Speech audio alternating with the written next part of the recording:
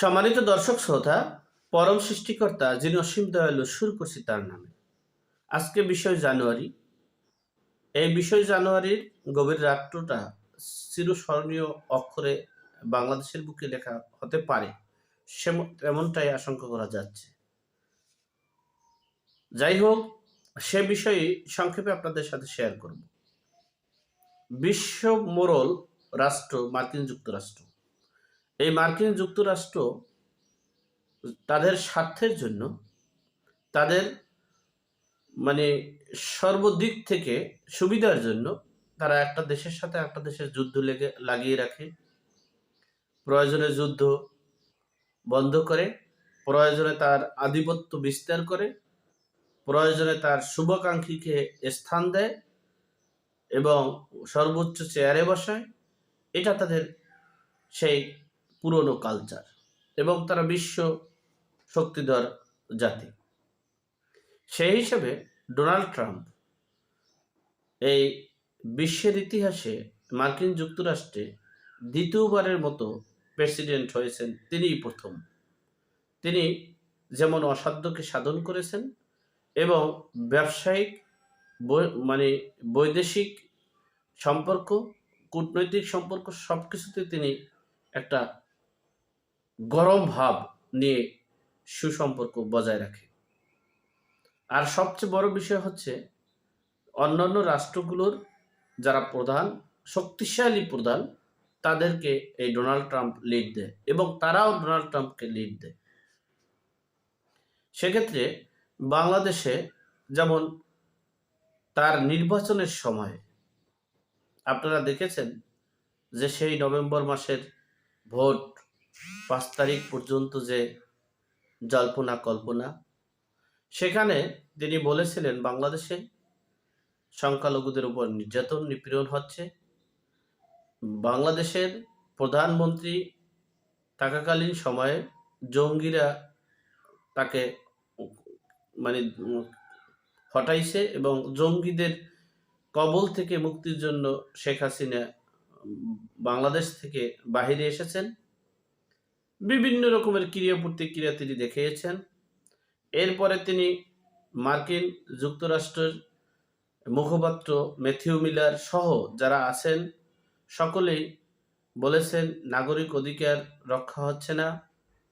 বিভিন্ন সময়ে সকল রাজনৈতিক দলের সভা সমাবেশ করতে দেওয়া হবে, সেগুলো হচ্ছে না। এরপরে সর্বোপরি কথা হচ্ছে, ডোনাল্ড ট্রাম্প 20 জানুয়ারি ক্ষমতা গ্রহণের পূর্বে তিনি আরও কিছু পূর্বাভাস দিয়েছেন। কারণ হচ্ছেন, আপনারা জানেন যে কোনো কিছু ঘটনার পূর্বে একটা সংকেত থাকে, সেটা দুর্ঘটনা হোক, সুঘটনা হোক, আর মানে মানে আকস্মিক ঘটনা হোক, তার পিছনে কিন্তু কিছু পূর্বাভাস থাকে।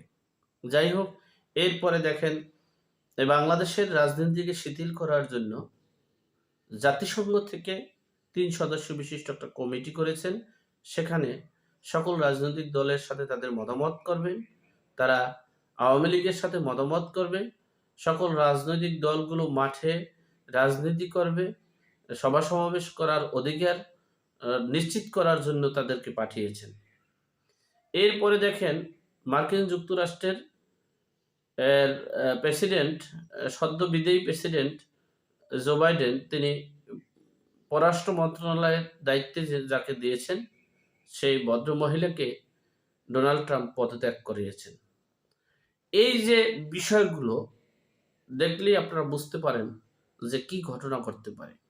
সে সময় সেদিকে লক্ষ্য রেখে ডোনাল্ড ট্রাম্পের এবং পশ্চিমা রাষ্ট্র প্লাস ভারতের সর্বদিকে চাপের কারণে তিনি দেশ থেকে পালিয়ে যাওয়ার সম্ভাবনা আছে। অপরদিকে তিনি একটা কৌশলও করতে যাচ্ছেন, যে সবার সাথে সমন্বয় করে জাতিসংঘের 3 সদস্য বিশিষ্টদের সাথে মধ্যস্থল করে আওয়ামী লীগকে পুনর্বাসন করতে চাচ্ছেন নিজেকে রক্ষার জন্য। কিন্তু সেটা কতটুকু সফল হবে আমার জানা নেই। তবে মার্কিন যুক্তরাষ্ট্রের ডোনাল্ড ট্রাম্পের যে দ্বিতীয় নির্বাচনে যিনি ফেল করেছিলেন, বা নির্বাচনে তার ১ম নির্বাচনের সময় যে অর্থ দিয়েছিলেন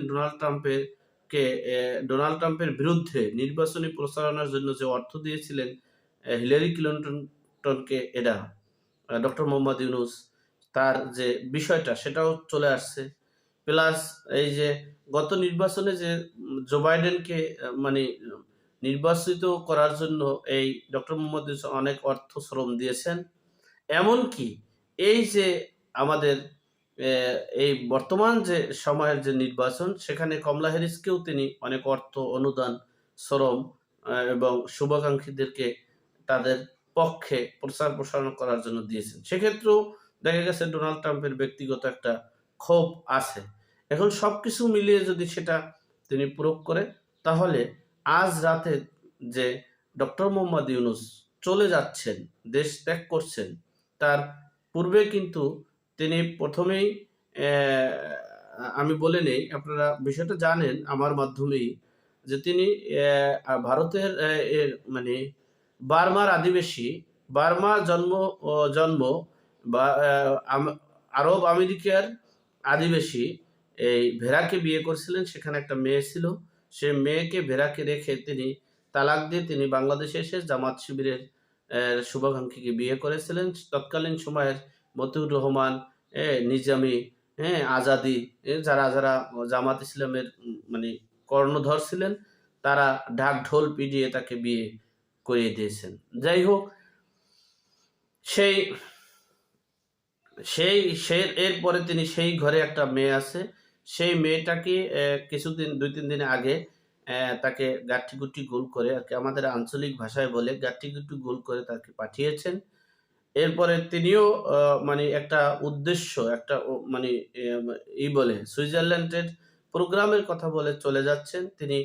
যদি তিনি এই অ্যা মানে আওয়ামী লীগকে পুনর্বাসন করে, আওয়ামী লীগের সকল রাজনীতিকে সক্রিয় করে, সকল অ ম মানে মামলা হামলা থেকে প্রতিপক্ষ করে মোটামুটি একটা জায়গায় সেট করে করার জন্য যদি সমঝোতা করতে পারে, তাহলে তিনি বাংলাদেশে আসবেন। নাহলে তার জীবনের শেষ ইতিহাস এই ২০শে জানুয়ারি গভীর রাত হতে পারে তার জন্য জীবনের শেষ ইতিহাস।